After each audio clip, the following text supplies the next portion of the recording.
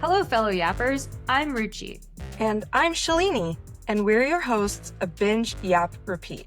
We're two best friends who spend an embarrassing amount of time binge watching TV, and honestly, we just need to talk about it. If you're here, we're guessing you do too. Fair warning, this is a spoiler-friendly zone. We will be discussing lots of spoilers. So, if you haven't watched the show yet, hit pause, go binge, and come back when you're ready to yap with us. And now, it's yap time.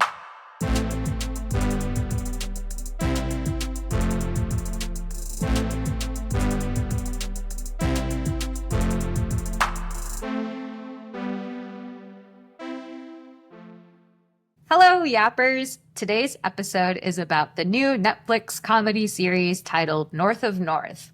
North of North is about Siaja, a young Inuk mother who dreams of reinventing herself in her tiny Arctic community of Ice Cove, a town where everybody knows your business. After a spontaneous and extremely public exit from her marriage to town golden boy Ting, Siaja finds herself navigating the unpredictable and often hilarious highs and lows that come with relationships, motherhood, a new job, and finding your way. Thank you, Google, for that amazing synopsis. Shout out to Google.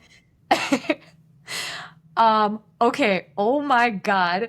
The number one thing that I need to talk about. Okay, should we do overall thoughts first, or should we talk about this thing first? Let's do overall thoughts. Okay. Shalini, overall thoughts? Overall, I did enjoy it. I do think some of the acting wasn't the best, and it kind of took me out in some parts. And then every time, like, that one character, there were a couple characters would come up, I was just like, oh, like, this person's acting is really bad. Mm. But I loved the story, and I loved learning about the Inuit culture, and there were so many things that I just was not aware of that I feel like so much more knowledgeable about now. And it was a really cool kind of landscape, and it was so beautiful. And I love stories that are centered around female relationships, and I feel like this show, you know, like Gilmore Girls, this show is really anchored on the female relationships. So yeah, I ended up really liking it, aside from a few minor criticisms. Actually, you know, in some ways it's very similar to Deli Boys in that it's kind of cool to see a different story being told, or like a different culture being told, and in many ways even more unique than Deli Boys, because I don't think I've never seen any Inuk story or Inuit story being told before. So I agree. I think it was a lot of fun to go down the rabbit hole and do research on like all the different things that they were talking about and learn more about the culture. But I agree. I don't think it was a very critical, or what is it, critically acclaimed show. Yeah, it was a comedy series. The cinematography is going to be fine, and like it's going to be a lighthearted watch because it's a Netflix comedy series. So yeah, I thought it was a fun watch. It was a good show to like kind of half pay attention to. But when I did pay attention, I liked what I saw. And listeners who have not seen Deli Boys is a comedy that Ruchi and I also watched, and it's centered around this Pakistani American family that runs a front, or they have a deli that's a front for this huge drug business. So it was a very atypical story about South Asians. Yeah, which we have in our editing backlog. we'll get it haven't out. Released yet. We'll get it out at some point. It will see the light of day. Okay, so let's talk about this scene that I frantically pinged you about. Oh my god. Oh my. So at the end, oh my gosh, I'm like cringing just thinking about it. At the end of episode 1, Siaja, she's at the end of her rope. She's done with Ting. She goes to this party in the hopes of getting just like super fucked up. She's really drunk, and she sees this guy in the corner. His name's Alistair, and she's alone on the balcony with Alistair, and she's really drunk. So she's like, you know what? I'm gonna stand up for myself, and I'm gonna take what I want. So she makes out with Alistair, and it is later revealed that Alistair is actually her long lost father.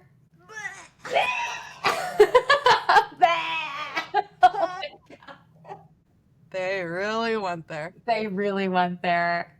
I mean, over the course of this season, I think it gets slightly less weird. I tried to just forget that scene, honestly, I so know. that I It could. seems like the show also tried to forget the scene. Yeah, so true. There's no fallout from it at all. No fault. I mean, like, on the one hand, okay, one, she was super drunk. Two, she didn't even know that he was her dad. He didn't know that she was his daughter. Yeah. So, like, I guess there's no fallout, but it was just so awkward that the first time we meet this guy, he kind of looks a little bit like, oh, is this love interest? Oh, Right. this is father. Father. Daddy. Zaddy? Daddy or daddy? Yes. Before it was revealed that Alistair was the father, I was a little confused or intrigued because they obviously introduced Cook as a love interest. But then she sees Alistair from across the room and is like, who's the silver fox? And I'm like, oh, wait, is he gonna be the love interest? And what about Cook? Yeah, so I mean, we find out very soon that there are not two love interests. But yeah. Yeah, it almost made me want to stop watching. I like pinged you about it because so listeners, we had decided to watch North of North, just because we thought it was like, kind of a girly pop feel good comedy series. So we were watching it and I got to the end of episode 1 and I frantically pinged Shalini and I was like, I don't know if I want to watch the rest of this show. I can't unsee this. And on my end, so I hadn't seen the first episode yet, and watching the first episode, I was thinking to myself, what could possibly be so horrific or so disgusting that Ruchi doesn't want to watch a show? Because it doesn't take a lot for Ruchi or myself to finish a show. So what could this possibly be? And she was like, it will be obvious. And it was. But anyway, I think, yes, was able to forget about it. The show was also able to forget about it, and we move on. Everyone moved on. Everyone moved on. Okay, so moving on to some other fun facts. I don't know if you noticed, but there were a lot of women with tattoos like on their face. Mm-hmm. So I looked it up, and apparently, okay, and also just blanket rule, I apologize for my pronunciation. I will do my best. But from the Wikipedia, the tattoos of the Inuit people are called kakinit. So the singular version is kakinik, I think.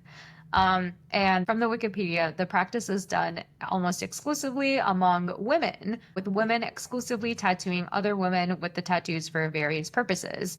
Facial tattoos specifically are individually referred to as tunit and would mark an individual's transition to womanhood. So that's why we saw a lot of women with the tattoos. Very cool. I actually used to follow this influencer who was Inuit, and her whole brand was teaching the public about Inuit culture. And at one point during the pandemic, she got those tattoos on her face, and so that's the first time I saw them. So it was cool to see them again on this show and be like, oh yeah, I remember that. Yeah. Oh, and also when I was reading the Wikipedia article for these tattoos, featured on the Wikipedia page is Alethea Arnacook Baril, who's showing all these tattoos on her face, but she's also the creator of the show, North of North. Really? Yeah. So it's cool. I think there's a lot of like Inuit pride and cultural restoration going on, and we see this across across like all the indigenous groups of the world. So it's really nice to be able to now, get a show about it that is like a lighthearted comedy show, like what Siaja says, featuring a modern Inuk woman. Yes, totally. Oh yeah, and then the other thing about tattoos that I thought was funny was the way that they did it. It's kind of like a stick and poke method But okay, so it says traditionally the practice was done through sinew from caribou that was spun into a thread and soaked into a combination of kulik, lamb black, and seal suet. Is that how you pronounce that word? Suet? So, yeah. Suet? Okay, yeah. And then the thread would then be poked under the skin through the use of a needle made of bone, wood, or steel. Interesting. So what of those things are black in color? Do you know? Kulik lamp black. That sounds pretty black. If I had to guess, it's that. Let me see what this is. Okay, it's a traditional oil lamp. The fuel is seal oil or blubber. Why are you looking at me like that? I guess I thought we were talking about the ink. So I'm confused. I thought we were talking about the ink too. Now I'm confused. Shalini, questions are too good. Sorry. Oh, okay. Lamp black is okay. It is lamp black, but it's carbon black. So it's a material produced by incomplete combustion of coal, petroleum, whatever. So it's the kulik is the oil. So whatever ash was in that oil lamp, they took that and soaked the caribou sinew and made it a thread. Oh. Yeah. Okay. Speaking of tattoos on the face, the other person who was featured with facial tattoos was Nuliayuk, who is the sea goddess that Siaja sees when she goes into the water. Yes. So I looked up her story too, and it's actually really interesting. So, Tell me. okay, settle in, Shalini. It's story time. I love mythology. A long, long time ago. Well, actually, okay, this one's kind of misogynistic, so just Okay. that. I'm prepared. Okay, a long, long time ago, when she was just a girl, Nuliayuk refused to marry. She would take no man for a husband. It was a cruel world in which she lived. There were no animals to hunt, no caribou, seals, whales, walruses, fish, nothing. Her family was starving and no longer could feed her. If she had married, she would have had a husband to support her. But no, she was a modern Inuk woman and refused to marry anyone. One day, Nuliayuk's parents loaded their boat with the few things they had and headed off to another hunting place, hoping for better luck. They left Nuliayuk behind. They could no longer support a woman who had refused to marry. Nuliayuk did not want to be left behind, obviously, so she swam out to the boat. Nuliayuk grabbed the gunwales and tried to climb aboard. Her father took his axe and chopped her fingers off to keep her from climbing in. Oh, they showed her fingers in the bathtub. Yeah, exactly. So, yeah, that's why in the bathtub, they kind of like zoomed in on her fingers being chopped off because that was confirmation that she was Nuliayuk. So her fingers apparently slipped into the sea and became the whales and walruses and all of the other sea creatures that exist today. Nuliayuk also has really, really long hair, which is also what we saw in the show. And the theory is that all of the animals get caught in her hair, but she doesn't have any fingers to brush them out. So they just get trapped in her hair and she gets like very irritated and angry. And then all of the shamans have to go and calm her down and run the fingers through the hair so that all of the animals that are trapped in her hair are set free. So, yeah. So is it a shaman practice is that the origin of some shaman practice or something? I'm not sure. It says the only people who can calm her down are the shamans. And so that's probably why in the show her friend was like, oh, do you have any shaman blood in your ancestry? Your mom would know. Yeah. Interesting. And Okay. the other names is Nuliayuk is also known by Sedna, which actually did ring a bell because I remember when I was young, man, it must have been some like reading Rainbow something or other, but I actually did remember listening to a story of Sedna. Like that rang a bell. And so I was like, oh man, I guess I knew this story before, but from a kid's show, they did not show the cutting off of the fingers. I think I would have remembered that as a kid. Okay. That's fair. Yeah, but I do remember being shocked because it was like an animated type thing, and they showed the parents pushing this girl off the boat, and I was like, why would they do that? Sad. Yeah, so sad. And I guess for someone who is super new to the Inuit culture, uh, can you explain what a shaman is? No. I knew the answer before I finished asking the question. Okay, it's a Why? practitioner who acts as an intermediary between the human world and the spirit world. So, um, I guess like a priest or, the Oh, religious leader of like the the avatar, Inuit people. the Yeah. conduit between the spiritual and the human world. So they bring up the concept of the residential schools quite a bit, and I kind of got the sense that it was something that the Inuit people went through where the colonists had forced their people into some sort of school system. But I'm hoping you looked it up and you can explain it to me because I did not look it up myself. Yeah, I did some research. It was kind of sad to do this research, but I looked it up on the Canadian Encyclopedia. So apparently, residential schools were these government-sponsored religious schools that were created to assimilate Indigenous children into Euro-Canadian culture. So a lot of the schools were run by missionaries. I mean, obviously you can tell this by the show, but they were not great schools. What would happen is they're called residential schools because the Inuit people are kind of like scattered across this huge, vast area of land, right? Where it's really hard to come together in cities, basically. So what would happen is they would create these residential schools and then kind of kidnap children to come into Mm-hmm. these schools and learn about Christianity and all of these other like Euro Canadian stuff. There was a spectrum of how they would treat the children. The vast majority were terrible, and there was maybe one that was okay, but the vast majority was terrible. So people would sexually assault these children. Ugh. They would beat the children. There were many children that committed suicide or just tried to run away. And there was also research that was being done that was like, okay, this system is not working.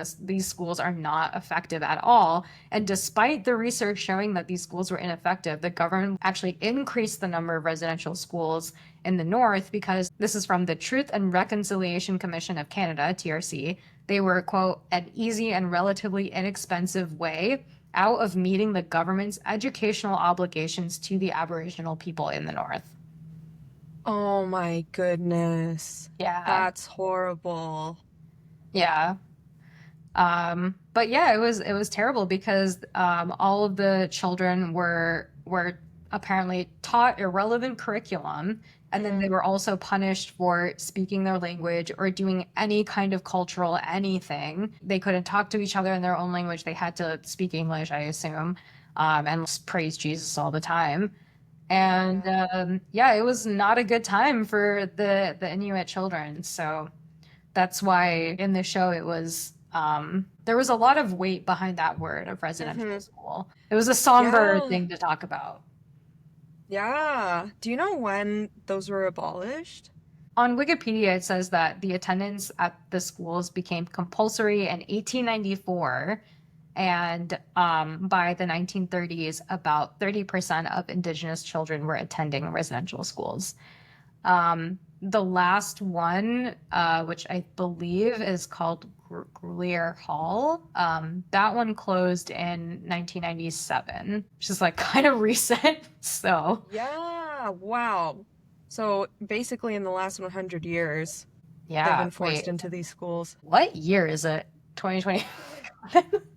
So it got abolished almost 30 years ago, but for the 100 years before that, it was mandatory. Yes. Wow. Yeah. Yeah, so sad. These poor kids, just Just like taken from their horrible. families. And just, I mean, I think you said that the curriculum was pretty irrelevant. So they're just setting these children up for failure, taking advantage of them, and kind of whitewashing or completely, getting rid of their own culture. That's really terrible. Yeah.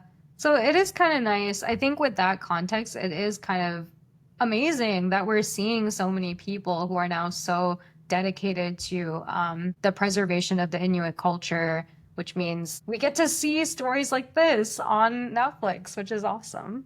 Yeah, definitely. Okay, I also wanted to ask a question. So, Helen, who runs the community center, is obviously a Caucasian woman, not Inuit.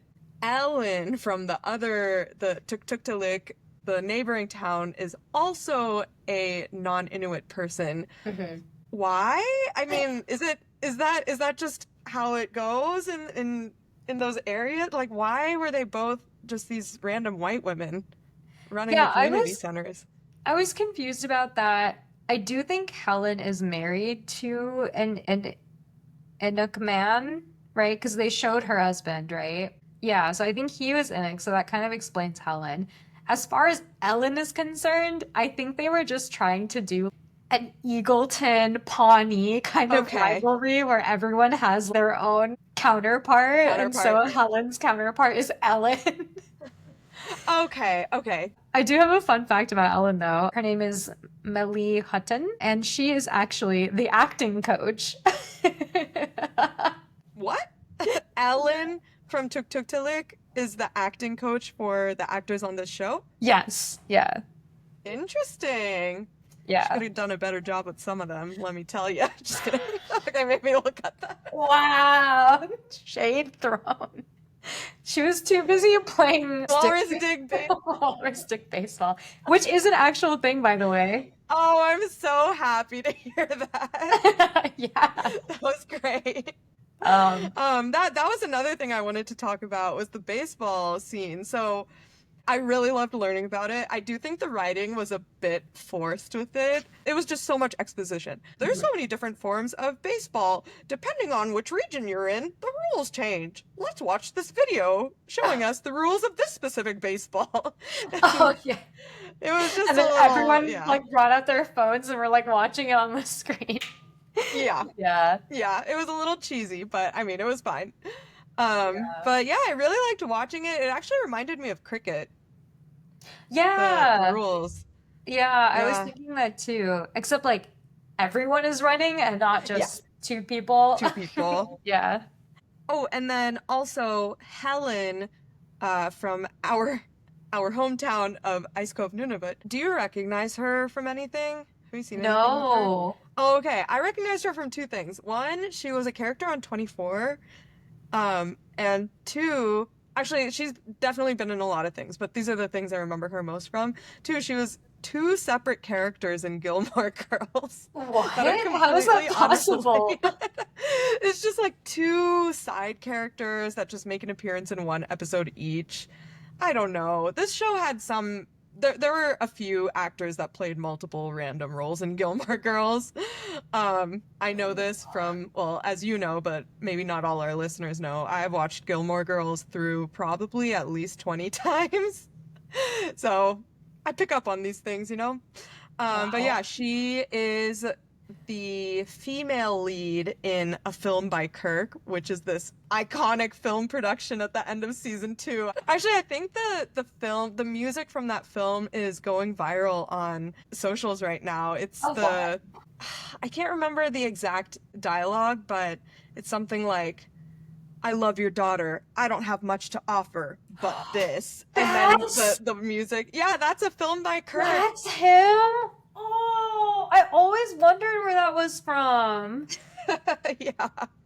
Wow, that audio has been stuck in my head because of audio remix with that line and then also the me down, baby, acting crazy by Years and Years. Oh. Yeah, so this guy who's the main character in English Teacher, which is a show on Hulu, he kept posting on his Instagram like, "Oh, like what do you have to offer my daughter? Nothing." And then he like took off his shirt and was like,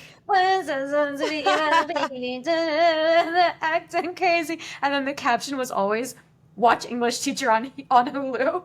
And he posted like so many reels from that, and like in an airport and like waiting for the train, like in a Wow. park somewhere. It was so many reels. It was Oh the my God. same format. It was, please watch English teacher on Hulu.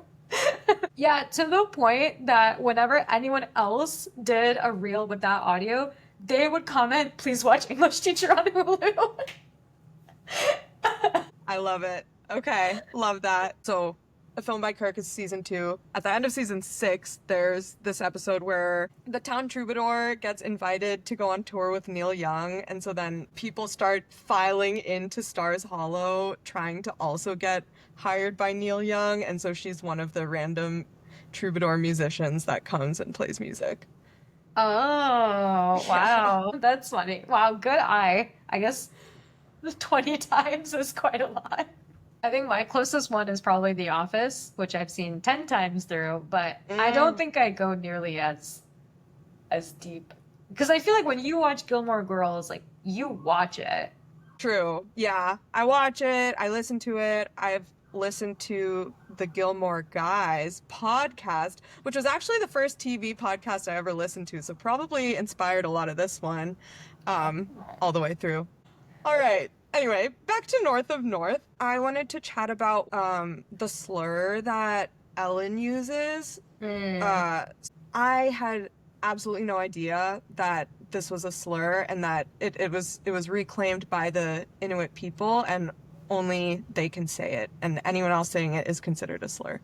I had no idea. Yeah, I didn't know that either, but then I thought about it and I was like, yeah, that makes sense that it would be. Yeah, totally So, makes sense. Totally yeah. makes sense. Yeah. I also, just a side note, I love the language that they speak. I feel like it's so soothing. I just like the lilt and the rhythm of the language is so soothing and calming. It just like scratches this itch in my brain. So I really loved listening to the episodes with the elders where the elders were speaking in, I think it is Inuit, right? I think so. Yeah. Or they call it something when they're like, "Oh, my blah blah blah isn't very good." I think Siaja says that at some point, but I'm Yeah. forgetting exactly what the name for it is. But I agree. I really loved listening to it, and just all the sounds they use just sound so beautiful and yeah, very soothing. Okay, I looked it up just now and it's called Inuktitut. So that's the Inuktitut. language, Okay. yeah. And also in addition to that, the writing, like the symbols, they look so cool. It kind of Oh, when do looks we like see the an writing? it's on a lot of the signs. They Oh, have yeah, the yeah, writing. Yeah, it almost looks like an alien language. You know, in movies where like in Signs or something where they were like, "Oh, this is, this is what the alien language is," and it's like triangles and circles and stuff. Like that's kind of what yeah. it looked like. But Yeah. yeah, it's I don't know, it's everything just feels so nice. Nice Cove. Yeah. Um, okay, speaking of the elders, that episode was so funny. When, Yeah. oh my God, when she's like, "Oh, finally I'm doing something good. I'm just so good at elders night. Let me throw a rager. Pound people with sugar." Oh my God. And then an Leave the elder clear. dies. Oh my This God. poor girl can't catch a break. Honestly, Helen is very patient with her. Like, we Yeah. know as the viewer that Cia is doing her best, but Helen, obviously, as her employer, does not need to know that, and she still gives Cia many chances. Well, I think she gives Siaya many chances because the community sticks up for Siaya, right? Like when Also true. Siaya starts the fire in the dumpster, well, that guy Jeffrey, I think is his name. Jeffrey is like, I tried not to say anything. And then she like looked at this. But then Oh, like yeah. yeah, and then, well, I guess in that case, like Jeffrey kind of tried to stand up for her, and then Alistair came and stood up for her. And then I think in the case of the elder situation, like an elder came to talk to her and then was like, that was the most fun that we've had an elders night in so long. And so, yes, Oh, like this guy died, but he died happy. I was like, yeah. oh Oh, my God. cry. Yeah. So Oh. sweet. There was another episode I wanted to bring up. Oh, the dating episode when Oh. she opens her dating app and is looking that it reminded me when you said Jeffrey because his Oh dating yeah. profile was him with the big fish. He was holding the big fish in front of himself and it was like big fish energy. Classic So gross. man with a fish photo on the Oh dating my apps. God. Classic. Classic, so classic. Yeah, I thought it was interesting how her friend, I think Colin was the one that was like, "What about Kook? You're not related to him, and you guys play chess together." And I was like, "Wow, yeah, being related to people must be a real issue in small towns like this." Yeah. Well, even at the beginning in episode one, when they were having the party, she was like, "If you like Tang so much, why don't you marry him?" And then that girl was like, "Gross. He's my cousin." That was funny. Yeah, and then even Colin was like, haha, so hard to remember who's related to who. That was great. Yeah, it reminds me of, I think a while ago, I saw this article about this dating app in, I think, Iceland, where you had to put in your family history so that it would only show you people that you're not related to because the population of Iceland is so small that Oh there's a my God. solid chance that you're at least a few generations connected. Oh my gosh, that's insane. Dear Lord. Honestly, they Yep. needed that. Well, they need that in Minnesota. Yes. Our friend, well, okay, maybe not family, maybe it's not that small, but our friend Kristen lives in Minnesota where they had the most recent season of Love is Blind in Minnesota. And she was going through her dating app and found two of the guys so far who were on the Love is Blind recent season. So that's also small town vibes. It Yeah. feels.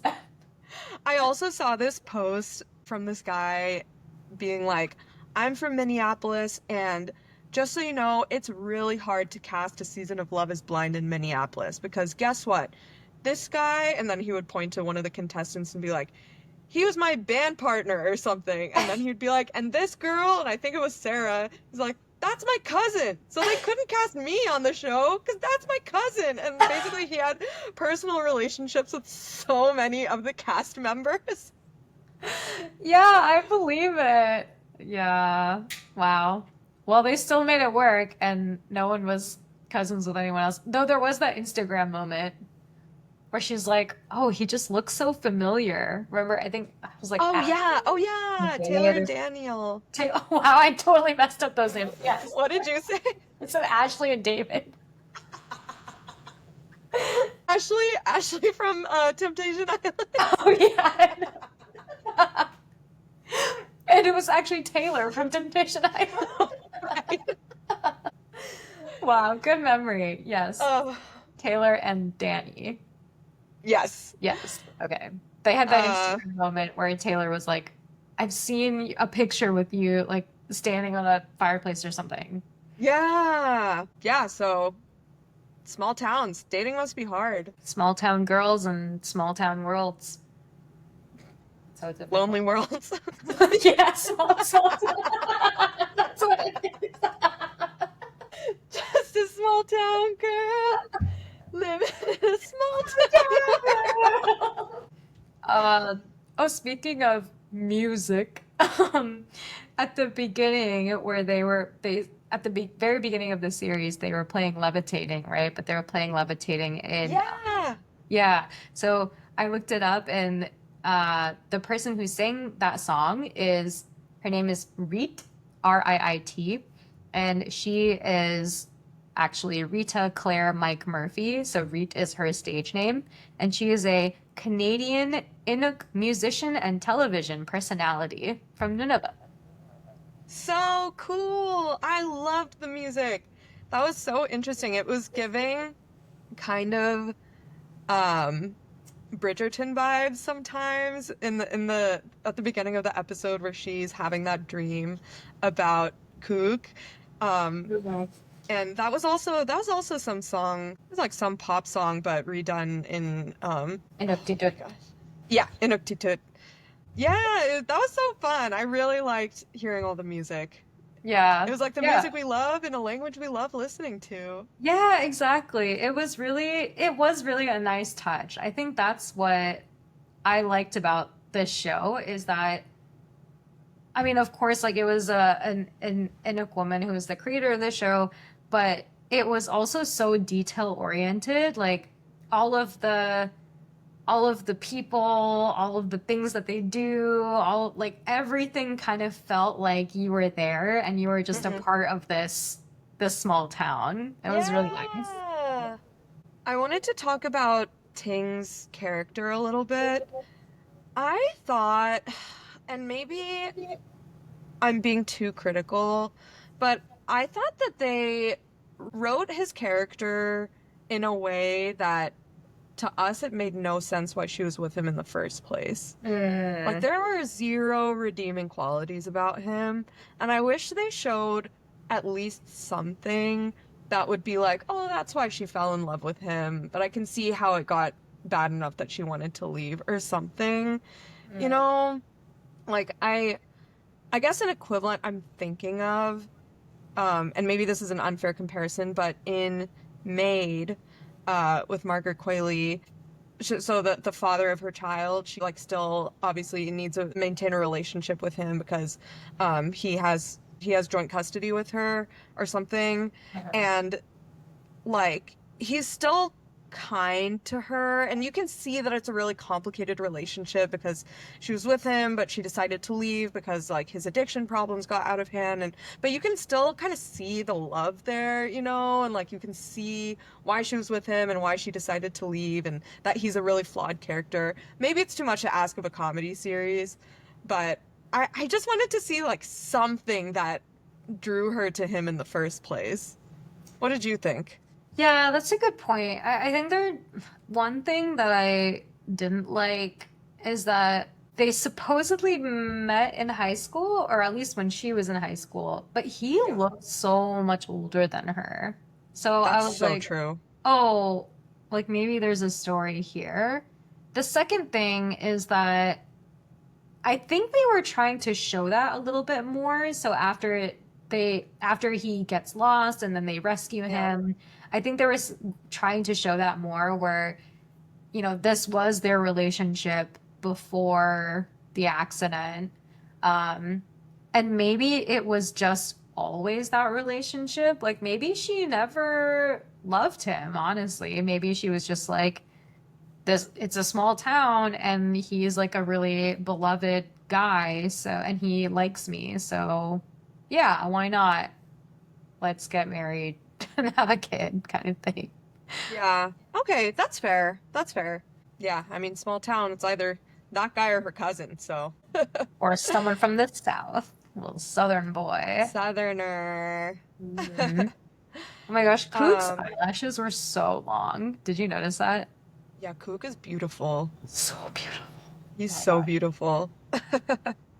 Yeah. But yeah, going back to Ting's age, I didn't even think about that. Yeah, he does look way older than her. And I think they were supposed to be the same age because she says we met in high school and we went to prom together. So Oh, I okay, think okay. they were supposed to be the same age, but yeah, he definitely looks way older. Okay, then that's a good point. I think I was just thrown off by his looks. I was like, you've been seal hunting in the sun for too long. Yeah, Brony's retinol. Yeah, wear sunscreen. Everyone wears sunscreen. Aging starts at 25. Yes, it's true. Oh yeah, okay. Speaking of age 25, I found it funny that Siaja was like, I'm 26. Of course I have a child. Yeah, that was funny. I was like, And then you have Alana Wexler over here being like, I'm 29. What am I, a child yeah, bride? exactly.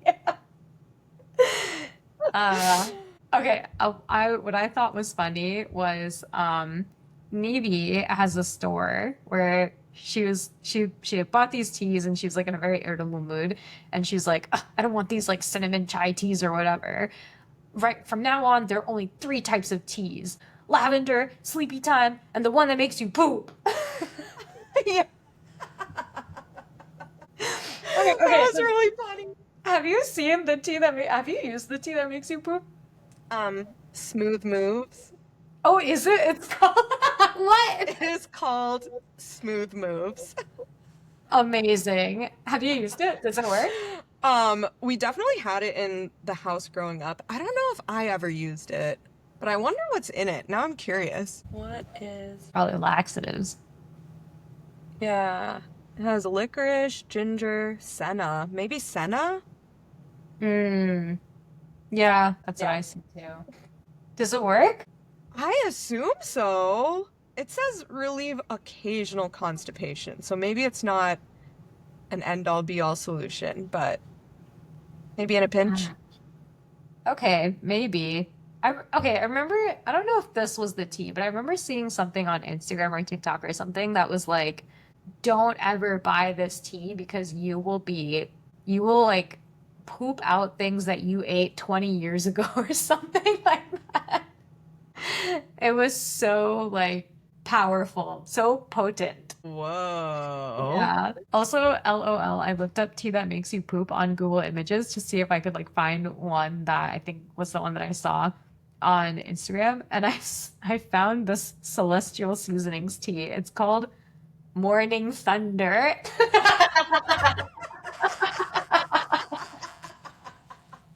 What a name! What a name! Oh my God, legendary.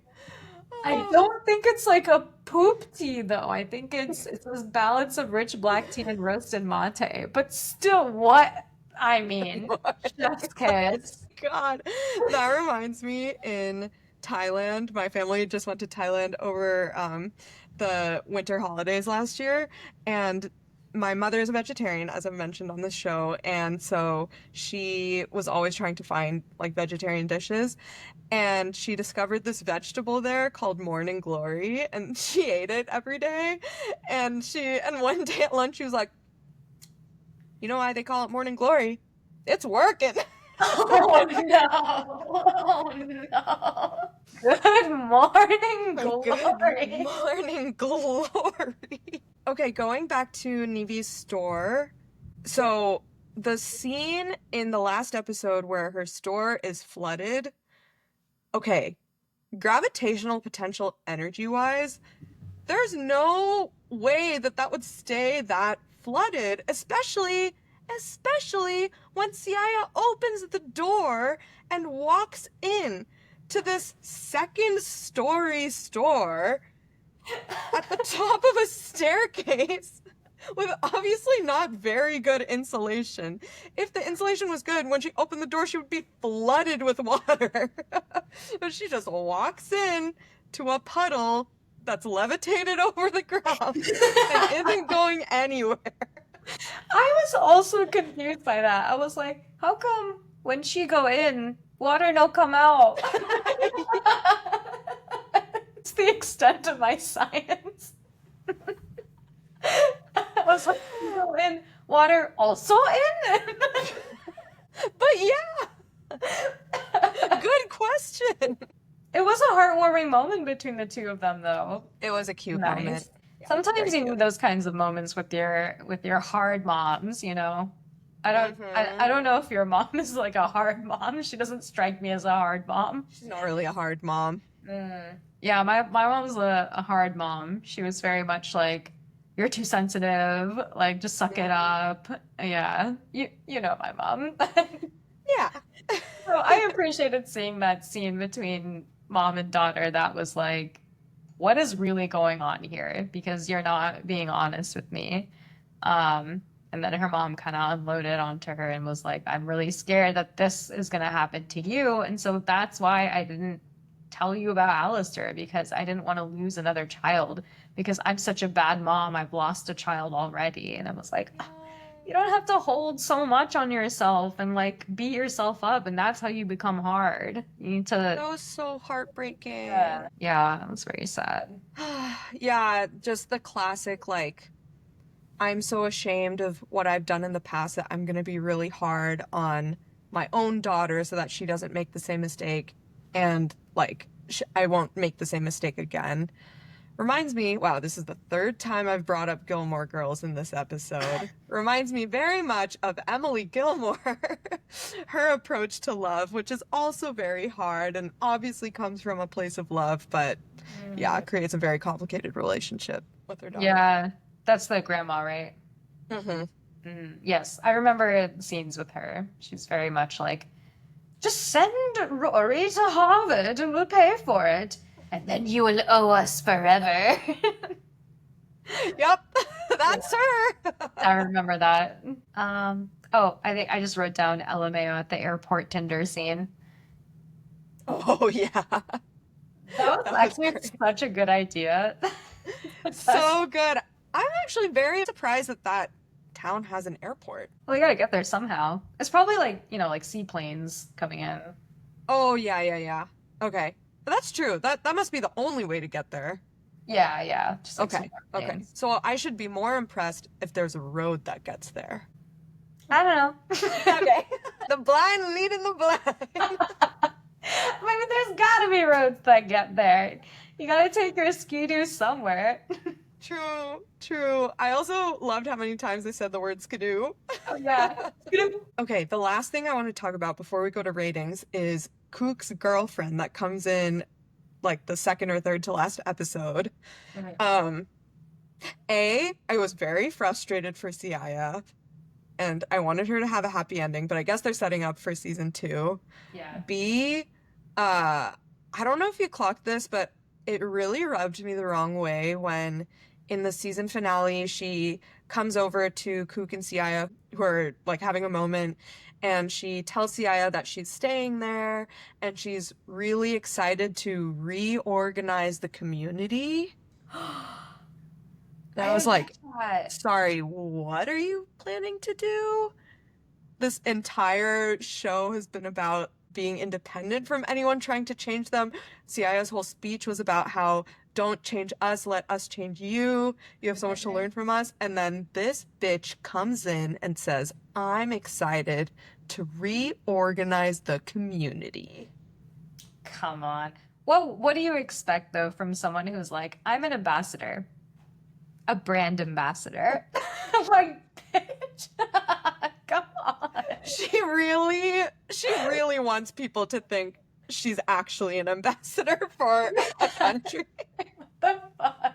Yeah, also, in what world would she actually want to stay in Ice Cove? Yeah, I was thinking that too.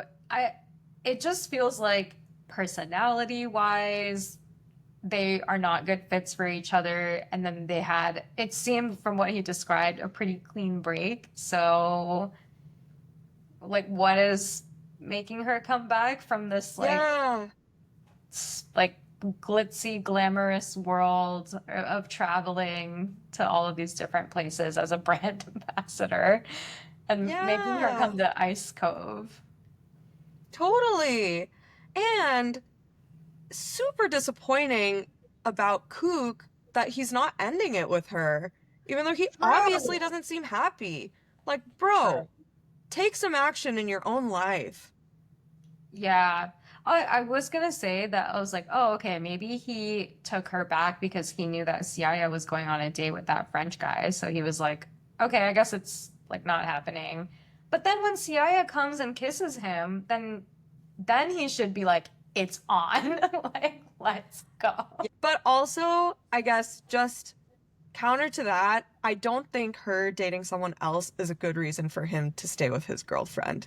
Like, True. if he's Okay, into her, he should not get back with his girlfriend. that's true.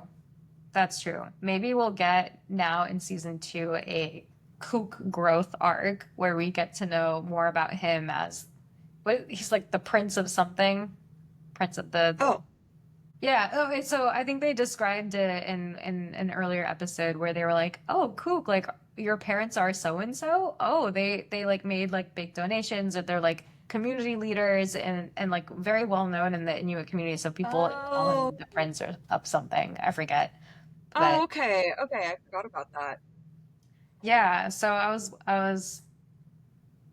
don't know. Maybe we'll get to hear more about that, how that shaped his life, And maybe Cook will go through a growth arc in season 2 where he'll be like, my girlfriend is actually a terrible human being. So, Hope yeah. so. Hope so. We shall see. Yeah. But I think to that point, I agree. I feel like we could have ended with Siaja and Cook having a kiss, and then we could have ended the season with his girlfriend coming back. So true. That would have been that's like season 1 finale of Grey's Anatomy. Oh, yes. Yes, you're so right. Where Addison comes back and she's like, Yes. I'm his wife. Yeah. Yes. Well, I think that's all I had. Okay. We've already talked for an That's it. hour. Yeah, wow. I feel like at 30 minutes in, I was like, what else is there to talk about? And here we are. Well, we did pause a lot to research and stuff, so True, true. yeah. What would you rate this season? I would rate it, you know what? I'm going to give it an 8 out of 10. I would say if it wasn't so rich in culture, if it was a show with the same acting quality, the same story writing quality set anywhere else, I would probably give it a 6. But I learned so much about the culture and loved learning about it so much that I'm bumping it up 2 points. 8 out of 10. Wow. Okay, I was gonna say a 6. Now I feel bad. Don't feel bad. Okay, actually, you know what? I think I will give it an 8 because, spoiler alert, I gave Deli Boys an 8 because I was really excited about that. And I feel like I learned, I think it was like equivalent style of shows, but I feel like I learned a lot more with this one. So, yeah, I'll give it Great. All right. North and North, you get an 8. North of North. Shalini went North of North on her rating. 6. Ruchi North started of out North. south. Call me kooky. Oh my god. God, we just got everything. Just got everything. We need to end now. I Thanks for yapping with us. If you loved this episode, have some hot takes we missed, or if you've got a show you're dying for us to binge next, follow us on socials. We're at Binge Yap Repeat. Until next time, happy binging.